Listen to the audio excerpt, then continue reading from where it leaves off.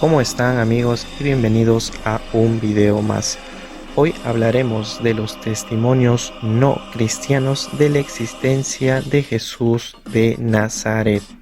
Para el historiador especializado en culturas antiguas Michael Grant, hay más evidencia de que existió Jesús que la que tenemos de famosos personajes paganos.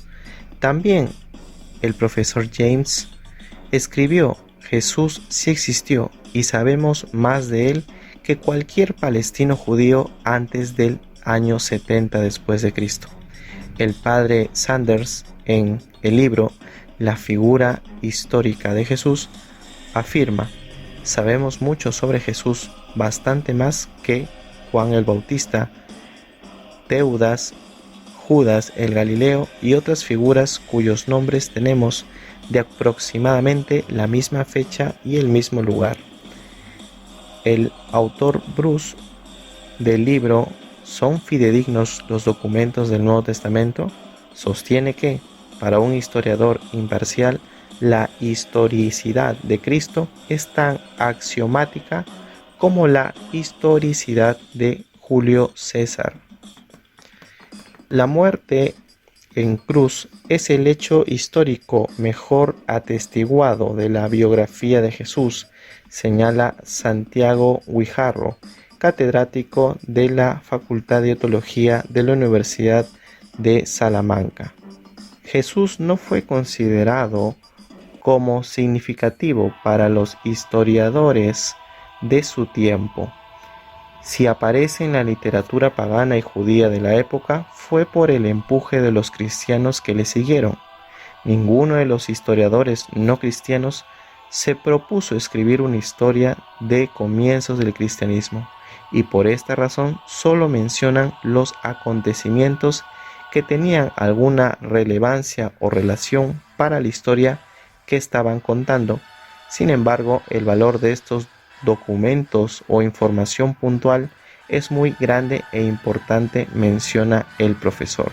En ese sentido, el historiador norteamericano John Meier relata en su libro Un judío marginal, una nueva visión de Jesús histórico, describe: si me es posible reformular la interrogación tan amplia en una más concreta como ¿hay pruebas extrabíblicas en el siglo I de la existencia de Jesús? Entonces creo que, gracias a Flavio Josefo, la respuesta es que sí.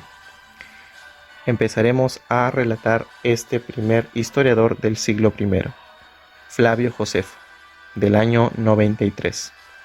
El historiador judío romanizado recoge en el texto conocido como Testimonium Flavianum de su libro Antigüedades Judías una referencia a Jesús que, si bien se cree que fue retocada por las frases abajo entre paréntesis, se considera auténtico, y menciona: en aquel tiempo apareció Jesús, un hombre sabio, si es lícito llamarlo hombre, porque fue autor de hechos asombrosos, maestro de gente que recibe con gusto la verdad, y atrajo a muchos judíos y a muchos otros de origen griego.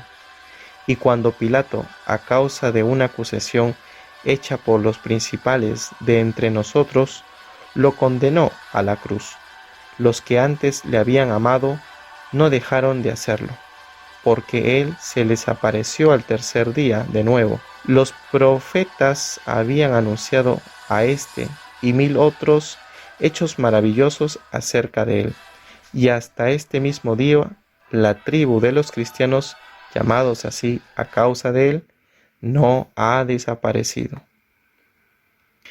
El autor también hace referencia a Jesús, que es llamado Mesías, al dar cuenta de la condena al apóstol Santiago al ser apedreado. El segundo autor no cristiano es Tácito, del año 116 después de Cristo. El historiador romano menciona a Cristo en sus Anales, escritos hacia el año 116, al hablar sobre Nerón y el incendio de Roma en el año 64.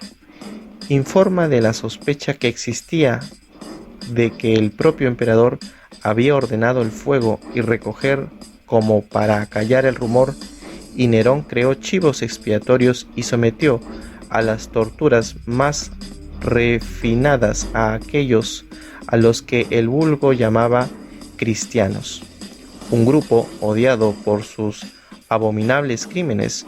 Su nombre proviene de Cristo, quien bajo el reinado de Tiberio fue ejecutado por el procurador Poncio Pilato.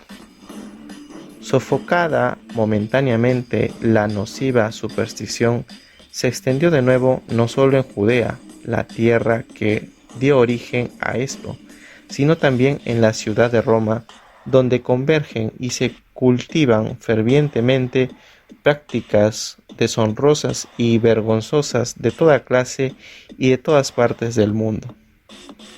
Los historiadores consideran a Flavio Josefo y Tácito como los testimonios primitivos independientes relativos al mismo Jesús, más conscientes, aunque también hay otras fuentes que recogen datos sobre los primeros cristianos. El tercer autor es Plinio el Joven, del año 112, procónsul de Bitinia del año 111 al 113 y sobrino de Plinio el Viejo. Se conservan 10 libros de cartas que escribió. En la carta 96 escribe al emperador Trajano para preguntarle qué había hacer con los cristianos, a los que condenaba si eran denunciados.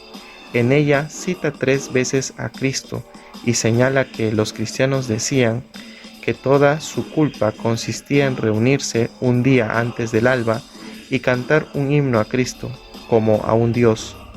Entonces decidí dejar marcharse a los que negasen haber sido cristianos, cuando repitieron conmigo una fórmula invocando a los dioses e hicieron la ofrenda de vino e incienso a tu imagen, que a este efecto y por orden mía había sido traída al tribunal junto con las imágenes de los dioses paganos.